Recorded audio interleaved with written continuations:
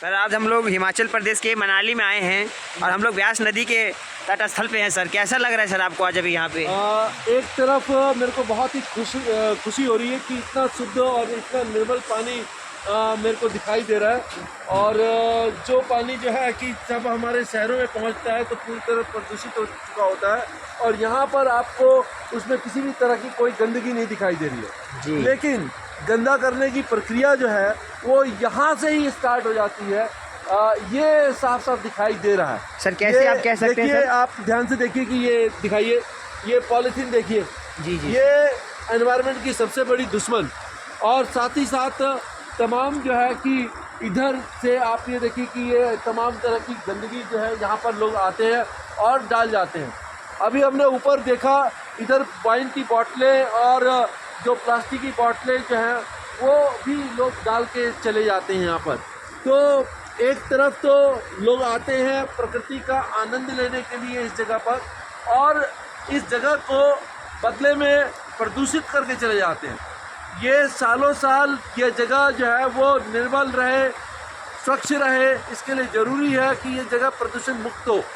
और प्रदूषण मुक्त हो इसलिए ज़रूरी है कि हमारे अंदर इतनी चेतना हो कि हम यहाँ पर जो भी हमारे जो वेस्ट प्रोडक्ट हैं, जो हमारे पदार्थ हैं वो ना डालें।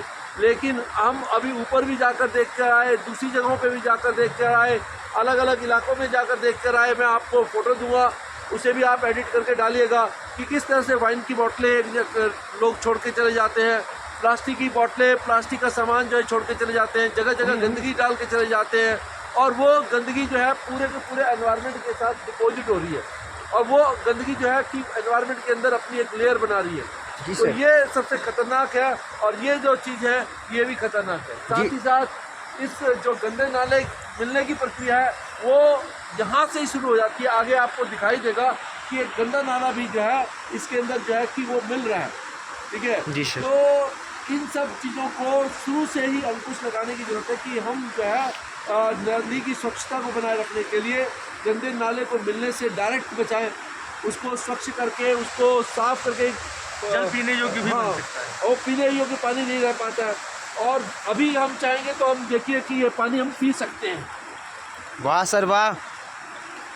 लेकिन यही पानी जब हमारे शहर तक पहुंच जाता है, हमारे शहर के अंदर जैसे यमुना का पानी जो है पूरी तरह से इतना प्रदूषित हो चुका है कि हम उसको सूंघ तक नहीं सकते, पीना तो दूर की बात है, सूंघने लायक नहीं बच जाता। और यही जो पानी जो है कि आप जब पंजाब में चले जाते हैं ब्यास का, तो वहाँ पर स्थिति आप देख लीजिए कि कितनी आपकी खतरनाक हो जाती है कि वहाँ पर भी जो है फैक्ट्रियों का केमिकल जो है इसमें आगे मिल जाता है। तो हमारे को नदियों को निर्मल और स्वच्छ बनाए रखना है, तो इसको प्रदूषण होने से बचाने की पूरी मुहिम चलाए रखने की जरूरत है। जी सर, जैसे सर आपने अभी बताया कि छात्रों को सर छात्रों आज आपके साथ घूमने आए हैं, उनको अवलोकन के दौर में सर क्या सब करना चाहिए पानी को बचाने के संदर्भ में? सबसे पहले तो उनको अवलोकन के तौर पे ये समझना होगा कि भाई यहीं से देखना होगा, एक तो सिर्फ आकर के मौज मस्ती करके चले जाना जो है कि ये एक्सकर्शन का पर्पज नहीं है।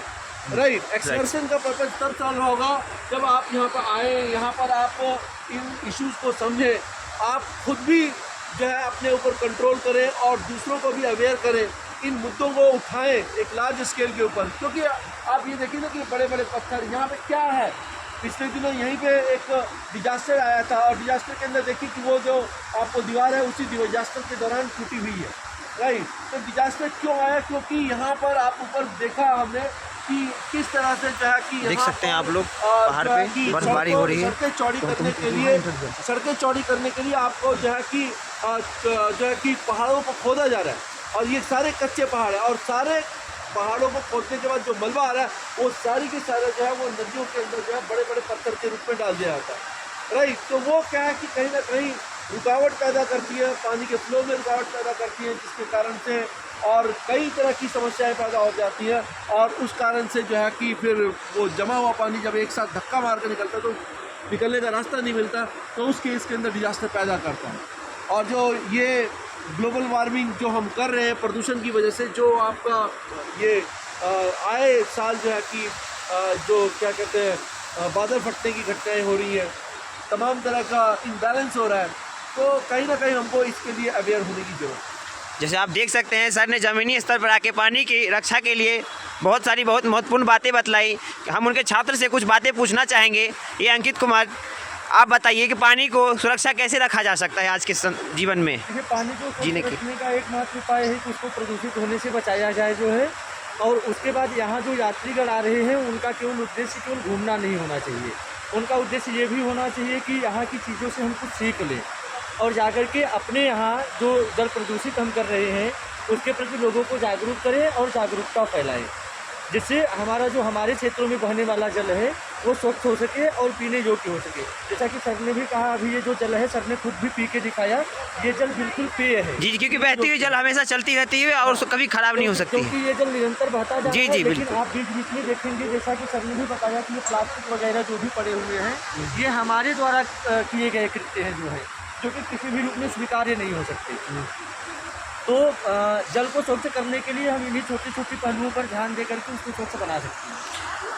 तो अब बहुत बहुत धन्यवाद सर आपका, जो जिन्होंने सर ज़मीनी स्तर पे आके पानी की महत्वता को बतलाया। आप लोगों का सर बहुत बहुत धन्यवाद। कोशिश करेंगे। सर का भी मैं आभार व्यक्त करना चाहूँगा कि उन्होंने हमें जागरूक करने के लिए अपना कीमती समय दिया और पानी की स्वच्छता। बहुत बहुत धन्यवाद सर, बहुत बहुत धन्यवाद।